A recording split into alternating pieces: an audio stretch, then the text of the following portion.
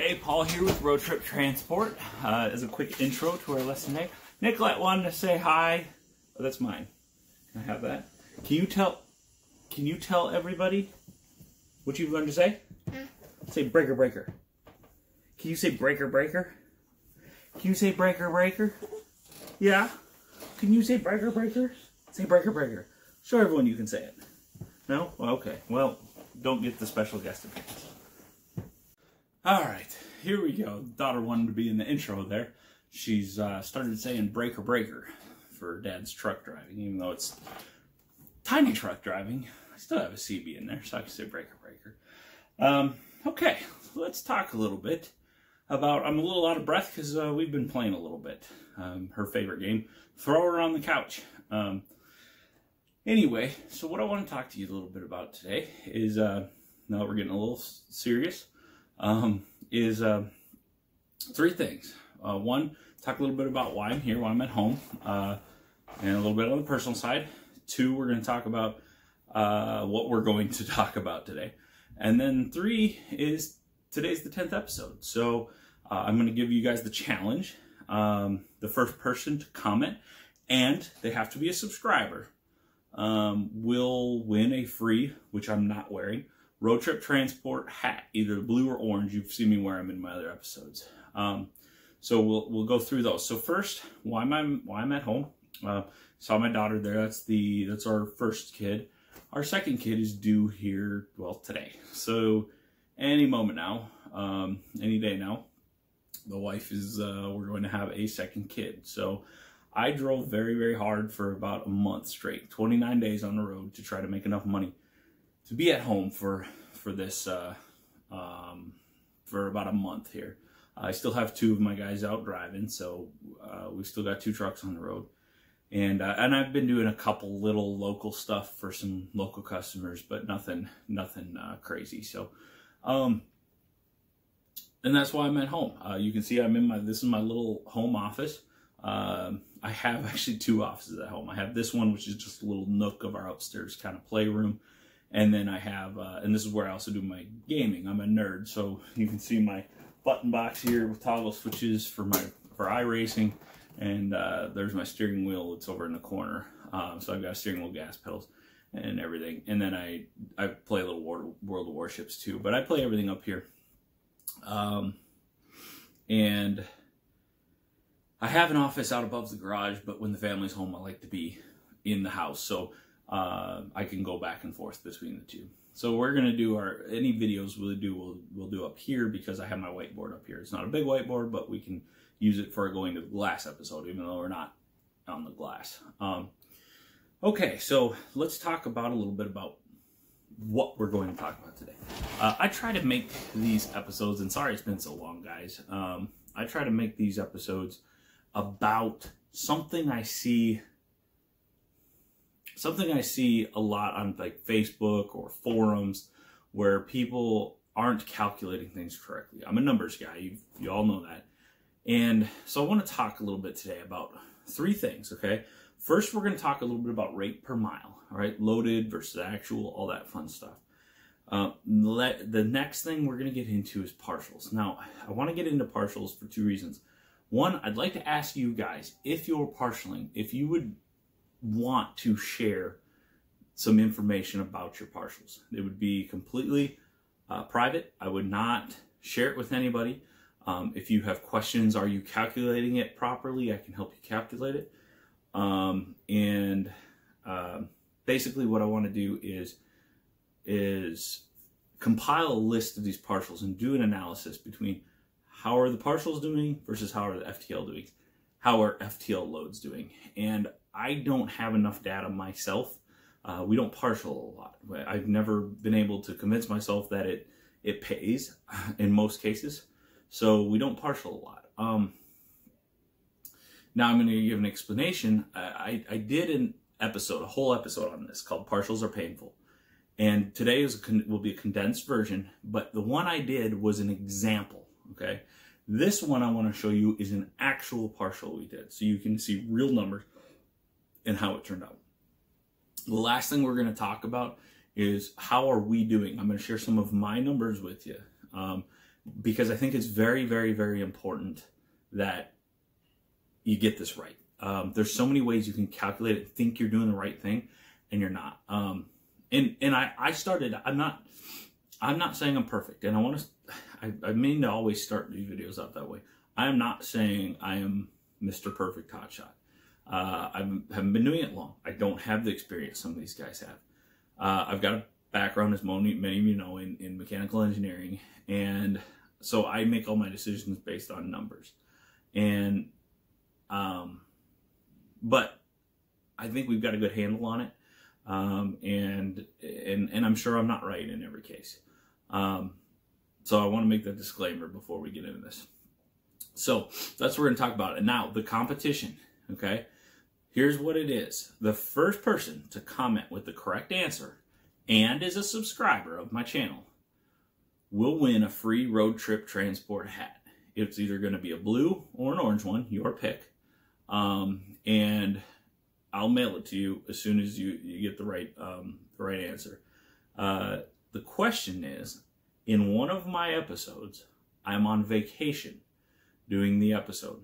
In that episode, I mentioned where we are on vacation.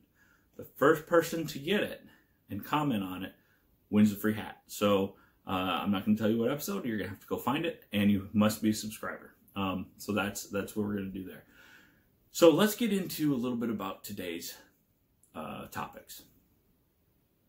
All right, so let's get into the load rate per mile. You'll have to bear with me. I'm trying something new here. I'm going to sit right here next to the board. That way you guys can see me.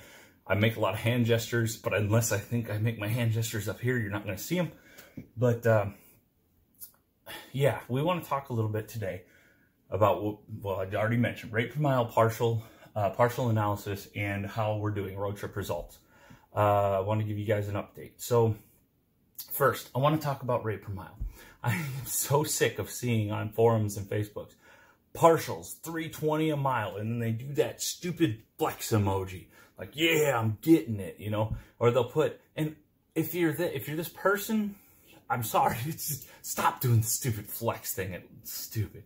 Anyway, that's my opinion. I always talk about my opinions, guys, and I want to make sure that you all understand these are my opinions, and I try to base them off of numbers. I've been wrong with numbers before, but this is my analysis. So, yeah, it's my video, so leave me alone. Those arm flexes are stupid. They say I'm making $3.20 a mile on these partials, or I'm making $4 a mile on this load going wherever. Then you find out the load's only going 100 miles. They deadheaded 50 miles to get it. First off, they're not making $4 a mile, and second off, $4 a mile on a 100-mile load is junk. And I'm going to explain to you why, okay? Again, this is my opinion on this, all right? Unless you already have another $400, $500 load lined up, okay? That can happen, but and we'll get into that. So we're going to talk about today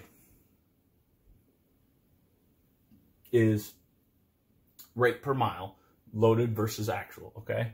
I'm going to do an example here, right? And I'm sorry I already crossed this off, but you'll get the idea. Loaded versus actual miles. This is very important. We do not, the reason why I crossed it off is we don't care about loaded rate per miles, all right? I'm going to give you an example, okay? Goshen, Indiana to Hampton, Iowa. This was a recent load by one of my guys. Literally, he dropped it off this morning. Now, we took this load because I have a family member that has a load coming out of Minnesota for tomorrow. Or today, I'm sorry. And this got him within 80 miles. But I will still never take cheap freight. However, in order to get to it, I had to deadhead a little ways, right? So you look at this and you say, okay, loaded rate per mile is $2.31 a mile. Now, that sounds pretty good, $2.31 a mile. But it actually really isn't. And I'm going to talk on maybe next episode about lane rates.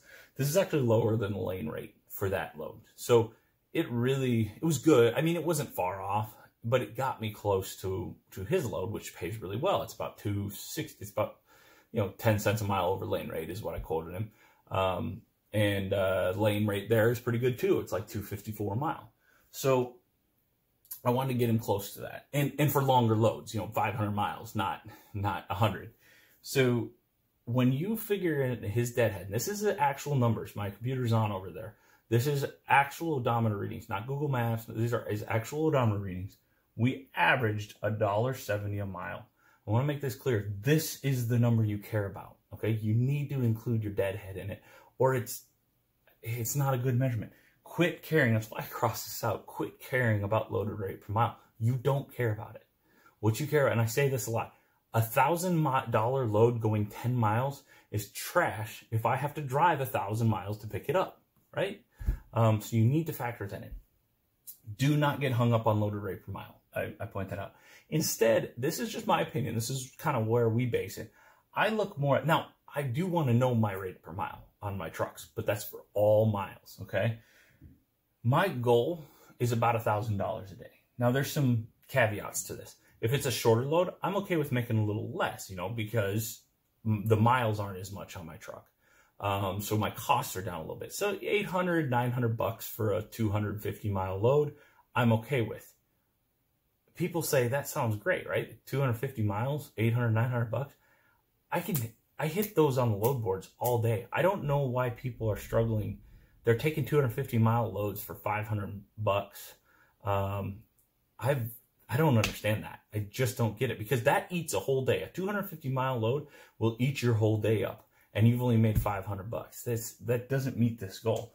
On longer loads, I want this to be a little higher than 1,000. Why? Because I'm doing 600 miles a day. So my costs are a little higher. I'd like this to be a little higher, but ultimately I'm trying to average around the $1,000 a day. I think that's a better metric to try to go by. My opinion, again, my opinion might be right, might be wrong. So that's my little spiel on rate per mile. Just don't get hung up on loaded rate per mile, guys. It's really not a good metric to measure by. It's good to know, and when you're arguing with the broker, you kind of have to know it, because he doesn't care about your deadhead. So you kind of have to factor your deadhead into your rate, right? So you need to know loaded rate per mile for that. But for measuring how you're doing, it's useless. It really is. Okay, so let's get into partials. Oops, I just bumped my camera. Hopefully you guys are still good. Let's get into partials. I want to do another partial analysis here. And the reason why is I did a whole episode on this called Partials Are Painful. And I think it was well done, but it was a theoretical partial setup. I now have an actual partial setup. Last Monday, we took a load, not this past Monday, the Monday before. We took a load out to, it picked up in, well, here, I'm going to give an actual analysis. It picked up in St. Joe, Missouri. The one load picked up in St. Joe, Missouri to Douglasville, PA. And I kind of did this backwards. I actually booked load 1 first, and this is the way I do partials. I called on a partial going Kansas City, Missouri to South Windsor, Connecticut. The rate was $24.15. They wouldn't budge. But the lane rate was only $26.50. So you look at the lane rate being $26.50 to go out there for a full truckload. They're at $24.15. I'll take that partial all day long, because now I have some flexibility to add another partial to it and actually make some good money, right? So sure, I'll take that one. Then I got on load boards, and now I got a little more flexibility. I got a little breathing room. So I found this load. And this load was a light little load going St. Joseph to Missouri to Douglasville, PA. Paid not quite as well, but it didn't matter as much. Now it still matters. I will not touch a partial for under $1 a mile. That's insanity to me. It doesn't cover the fuel to go get the stupid thing in the time. And that's what people forget about on partials, is the time. Okay, so we picked those up, and then we drove to South Windsor, Connecticut, and Douglasville, PA, and made our drops. We dropped first in Douglasville, then in South Windsor. Okay, this is the common mistake, and I think this is what everyone does, and then they put the arm muscles up, and I hate it. They take the load 1, loaded rate per mile, okay? And that loaded rate per mile from St. Joe to Douglasville was $1.26 a mile. Then you come to load number 2, that loaded rate per mile was $1.81 a mile. They think I made $3.07 a mile. Arm flex. No, it's not true. Now, I knew this load still was going to pay pretty well, and that's why I did it.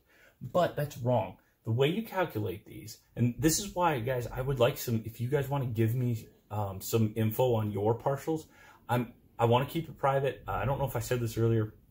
I'm trying to conduct a database of my partials and compare them to my FTL rates.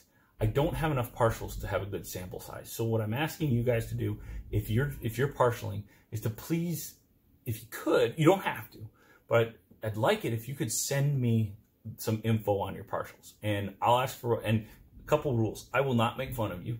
I'm not here to try to call people out. I won't post who sent anything. I'm simply going to compile it with the rest of my partial data, and I'll share that with you. If you share it with me, I'll share my partial data results with you. And if you have a question and you think you might be calculating it wrong, I'll try to help you through that. So just a quick little deal. I'd like to get some more partial information. Nobody seems to want to share that with me, probably because they realize they're not doing as good as they think. Okay, here's the right way to calculate this. My truck started in Overbrook, Kansas, all right? And then it had to drive to the pickup, the first pickup. That was 70 miles.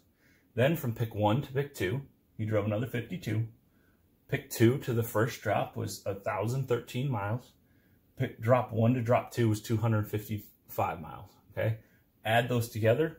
I'm going to turn my computer back on, guys, real quick, because I think the light's helping and I need to see my results. Hold on. Okay, sorry about that. I had to get my computer back up. Okay, so how many total miles is that? It was 1,490, okay? That's from where the truck started to where it dropped the last drop. 1,490 miles. Now, what you do is you take the two rates. My first rate was 2415. Second was 1,400. I add them together. 3815 is what I made on that load. Divided by that 1,490 miles, that is my loaded rate. No, I'm sorry, that's actual rate per mile. 256 a mile. Now you can see, especially on a long load, that's still good. I like that. I like 256 a loaded mile for a 1,490 mile load. Heck yeah, I'm all for that. But it's not 307 a mile. There's a big difference. That's a 51-cent difference between the two. Now, if you think you're in shorter loads, that gets bigger. Now all of a sudden your $3 a mile load's $2 a mile, and you only went 400 miles. You know, so I want to be clear here. I'm trying to help people that I don't think are understanding what their partials are. So this is my partial analysis. This is an actual partial we did. And it was a skid steer and a screw conveyor.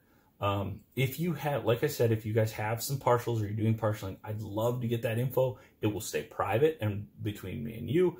I'm not going to use it to make fun of anybody. I just want to add it to my database. Remember, I'm a numbers guy. So, okay, that's our partial analysis.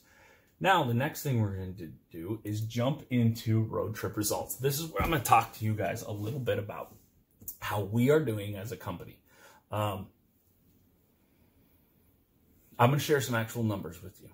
And this is important. I think this is where people are messing up and don't understand what they're actually making. We ran a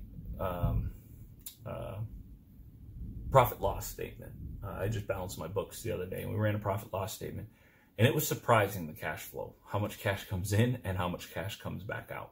I got it all balanced, so I know we're dead on. And it's surprising. It's very... Not alarming. We're on track with where we wanted to be, but we're not as great as we hoped, if that makes sense. We're better than worst case, but not as good as we hoped, which is kind of, I think, normal, right? So, and this is, I want to scare some people here because I want you to be able to understand what you're making. Are you even making money? And here are my current truck rates, okay? And this is the improper common calculation. I think a lot of people are doing this. They're averaging all of their loaded rate per mile, okay? What do I mean by that? They're taking 10 loads and they're saying this load averaged $2 a mile, this load averaged $3 a mile, you know, and that average is $250, but it's not. And I want to point out, I track all this. I track all this on my computer. So I know what my average loaded rate per mile is using that method. Using that method, and this is, you can use calculations incorrectly, and this is why, little side note here, this is why it's so hard to get good facts with political, and I'm not going to get political, but with political like charts and graphs and analysis, because they leave things out or they calculate it in such a way that makes numbers look a lot different than they are. And I'm going to show you, like, this is how you average. It's just not how you average correctly. So if I take all of my loads and loaded rate per mile and I average them out, my truck number 14 And my trucks are numbered after we all do iRacing. Well, we did. One of my guys doesn't. So all of our trucks are our racing numbers. So that's why, yeah, corny, I know. So truck 14 would be averaging $5.07 a mile if I use that method. Truck 11 is doing $4.81. Truck 41 is $2.24. Of course, that's wrong. That's not what we're making. So then you say, okay, well, come on. I need my actual rate per mile. Remember, we talked about this. Actual rate per mile. And then average those up, right? That's still incorrect. So if I do that, okay, I'm including deadhead, still wrong. Now my trucks look a little more normal, but it's still deceiving. It looks like truck 14 is making $3.13 a mile. It looks like truck 11 is making $2.41 a mile. And it looks like truck 41 is making $1.71 a mile, okay? That truck's not doing very good. And it's not doing very good. I'll show you a couple reasons why I think it's not doing so good. So truck 14, 11, and 41, they're still doing pretty good, right? Average across these.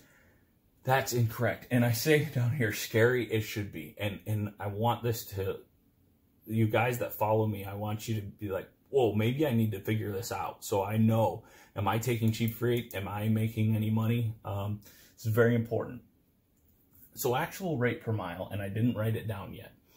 Now, this is my rate per mile after I take out what I've paid the dispatcher, after I take out not what I paid my driver, after I take out what I paid the dispatcher, and after I take out a TARP fee, if it was a TARP load. I pay all of my guys $100 TARP fee. If it's a TARP load, it's after taking those two things out, but it's before fuel and everything. This is gross, just, this is my rate per mile, including the pay I gave to my dispatcher, okay? So I'm gonna have to kind of walk in front of the camera here because I gotta go to my I gotta go to my computer, click on a couple things. So we're gonna start with truck 14. Okay, so truck 14, the actual, its actual average right now, including what I take out for the dispatcher, is $1.69. That is quite a bit different, right? And this is why I think so many people go out of business. They don't realize this. All right, now we're gonna jump over to truck 11. And I gotta brag a little bit here. Truck 11's my truck. Truck 11 is doing, it just happened to be this way. Truck 11 is doing $1.74. And then truck 41. Truck 41's doing, this is the bad one, $1.56, okay?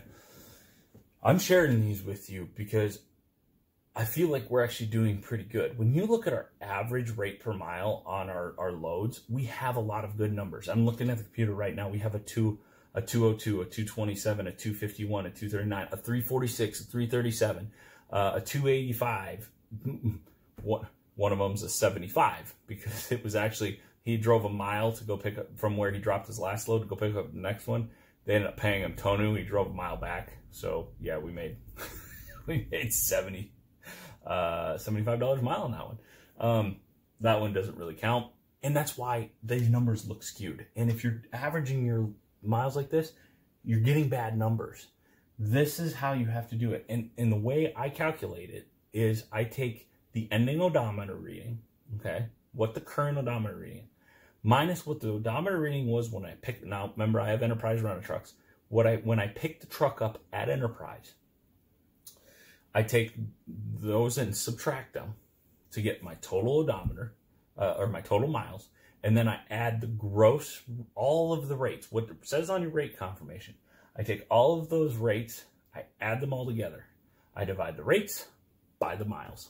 That simple, right? Now, I take my dispatcher cost out and then do that, just because I want to know what I'm making with my dispatcher being paid.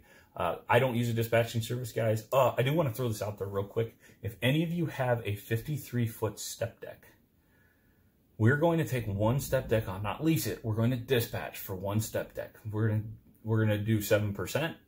We're going to take care of all the paperwork. The only thing we won't do is invoice. but we'll do all the paperwork, we'll do all the raycons, we'll do all that stuff, and we're only going to take one on, meaning you're going to get our undivided attention for step decks. We're not going to be, and that's all we're taking on. We're taking one step deck and with my three hot shots. And my dispatcher works directly for me, so he's not looking for other loads. If any of you guys have a step deck, I'd love to dispatch for you. You got to be willing to run though. I want you to be telling me, slow down, I can't keep up. I want to really try to run a step deck hard. And I'm doing a little bit for analysis, but I'm not planning on like doing it for some analysis and then dropping you. If we're successful, I'm going to keep dispatching you until you tell me otherwise. So that's my plan. I'd like to do that. So if any of you guys have a step deck or know someone with a step deck, I am taking on one step deck. We do have a guy potentially, but he wouldn't be till November, and you know how those things are. The trailers are being built. It's a little up in the air, so I'm just putting some feelers out.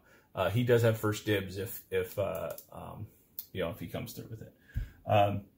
So I want to talk real quick again why I think some of these numbers, like why is truck 41 low? Now I don't think this is what's the phrase is correlation does not mean causation. And what that means is because the two correlate to each other, that doesn't necessarily mean one causes another. That's another problem politicians say on both sides of the coin. They'll say, look, this is down and this is up, therefore that caused that. No, that's not how it works. But I think this has an impact in it. Right now, and this is not good, including all deadhead to go home and come out of home, run to the service station, all that, including all deadhead, my truck 41 is averaging 24.25% of the time deadheading. It's not good. I've got to get that number down. And I think that's affecting that. I don't think it accounts for all of it. We've had a couple other little issues with it, but I think that affects some of it. In difference, truck 11 is actually a little less deadhead, and truck 14, or I'm sorry, truck 11, no, sorry. Truck 14 is a little less deadhead, and truck 11 is the least, and it's also the highest. That's why I think there's some effect. I don't know to what extent, but I know there's some effect. The deadhead on truck 11 is 17.99, 18%. So it's a full 7% lower than truck 41. I think that has an effect on it. So yeah, so these are my numbers. Guys, I hope it was helpful.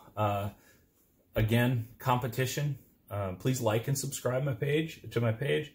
I try to help you. I really think I want to help people. I also believe that by helping people, rates will come up because people will stop taking these cheap partials and these cheap freight when they understand that they're not making what they think they are. So like and subscribe, follow me. I'll try to put out more. I want to try to put a video out a week.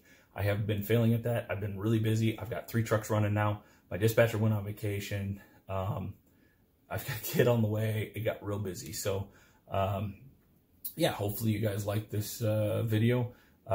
Competition was on vacation in one of my episodes. Where was I? First person to comment gets a free road trip transport hat. And then what was the other thing? I think that was about it. So like, subscribe, guys, and we will see y'all later.